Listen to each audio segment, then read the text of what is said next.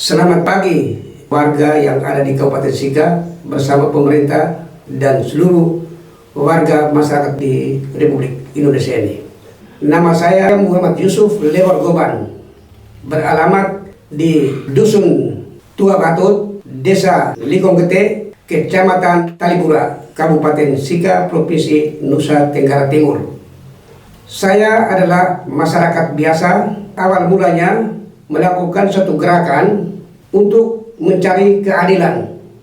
Dalam hal ini, kami selaku warga masyarakat di Tanah Ai, pembagian tanah pada tahun 1992, waktu itu gempa tsunami yang terjadi di Kabupaten Sika, itu seluas kurang lebih 15 hektare, diberikan hanya kepada orang-orang yang datang dari pulau, artinya kawan dan sahabat saya yang datang dari pulau. Sedangkan kami tempatan yang mendapat bencana yang sama tidak dapat satu jengkal pun.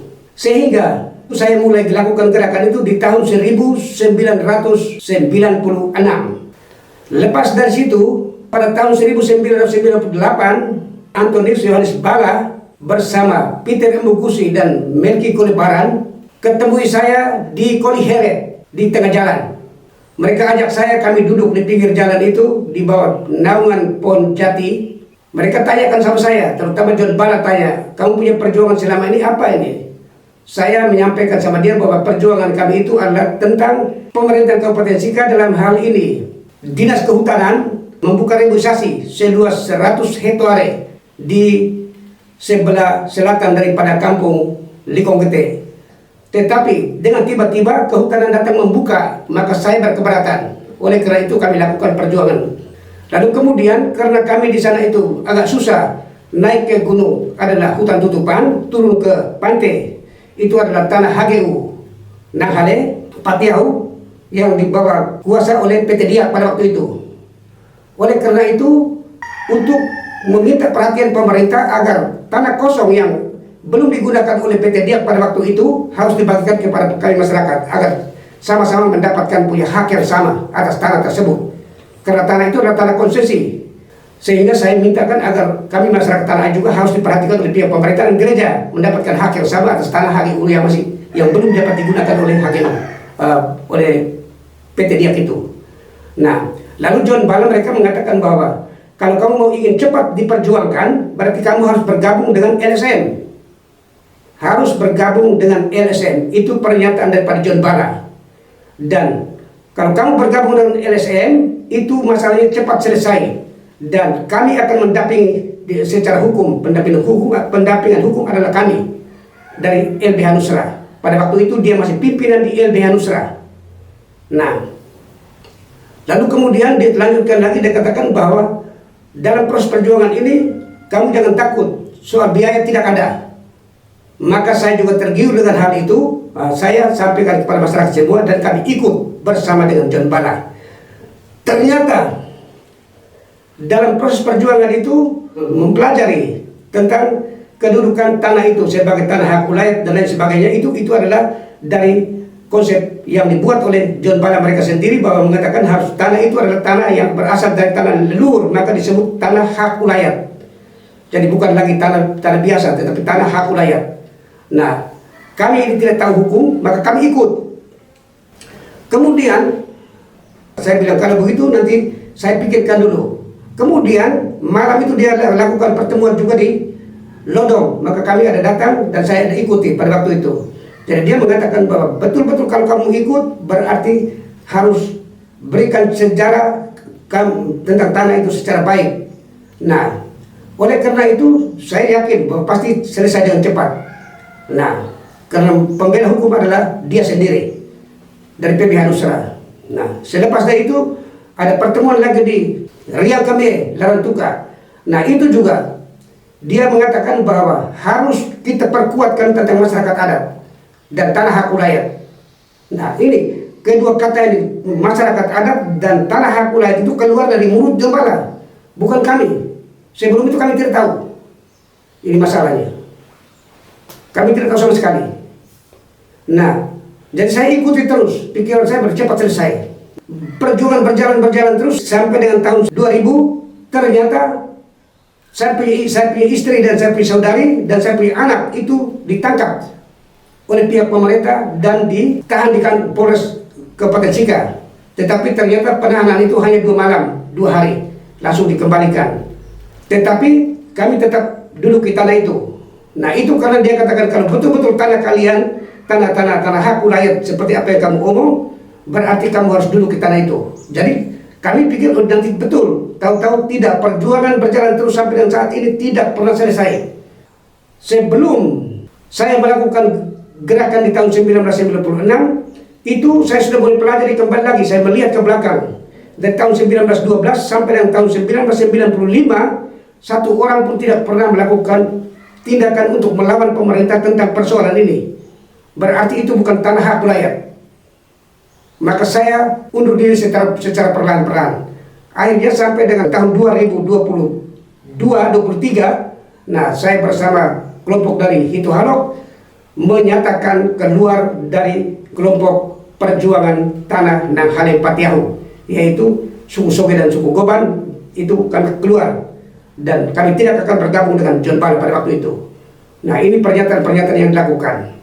Jadi yang tujuan kami perjuangkan itu hanya untuk semata-mata mendapatkan perhatian dari pihak pemerintah dan gereja untuk mendapatkan pada tanah-tanah yang belum dapat digunakan oleh PT Diak pada waktu itu. Jadi bukan kami mau ambil seluruhnya, tidak. Itu yang jelasnya seperti itu. Nah, kalau umpamanya kita mau katakan bahwa tanah hak rakyat, buktinya tidak ada. Secara akuratnya tidak ada. Karena pada tahun 1912 Belanda masuk, itu tidak ada orang yang melawan. Tidak ada orang yang melawan. Orang tanah satu pun tidak pernah melakukan bantahan tentang persoalan itu. Itu sudah menunjukkan bahwa betul-betul bukan tanah orang tanah air. Itu adalah tanah negara.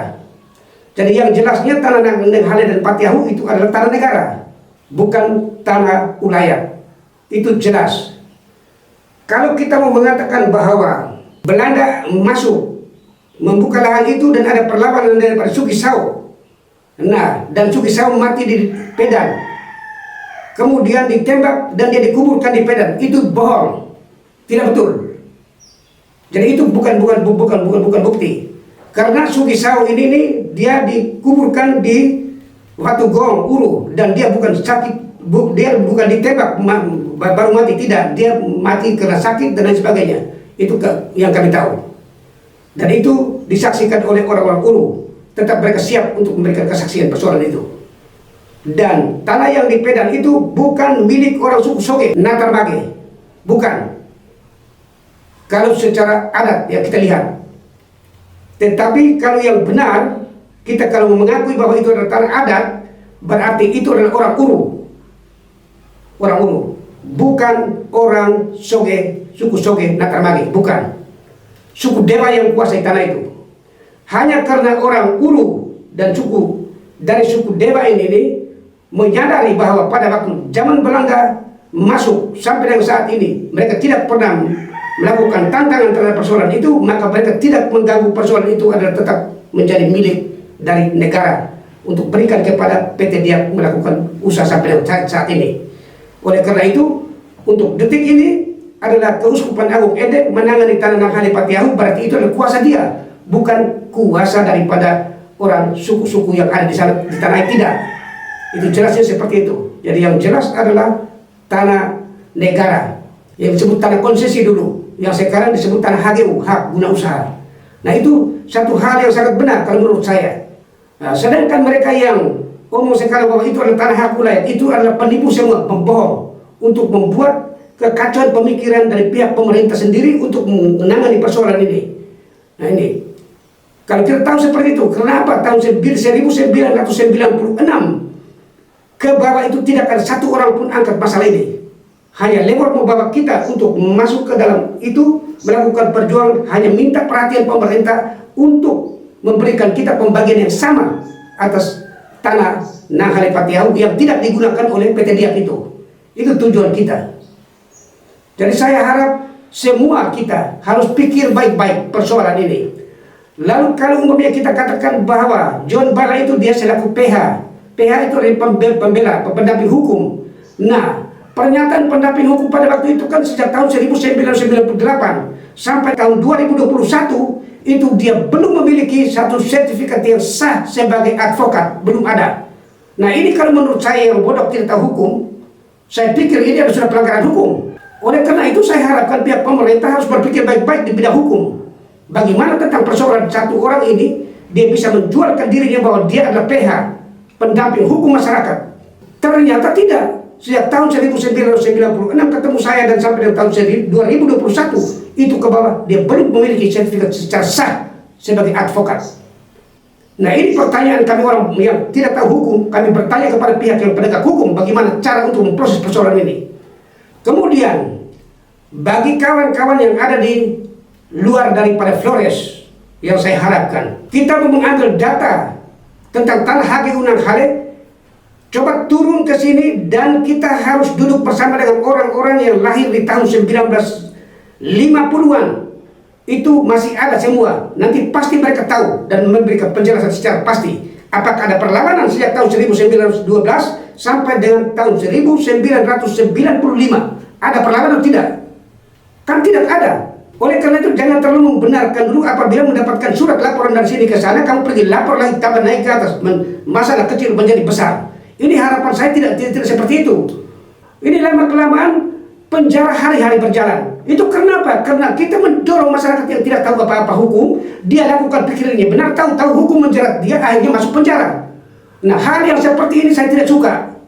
Jadi orang yang memberikan pengaruh jelek dan jahat kepada masyarakat yang tidak tahu apa-apa itu, saya harapkan pemerintah harus tegas dan turun tangkap dia, diadili sesuai hukum yang berlaku di Republik Indonesia ini.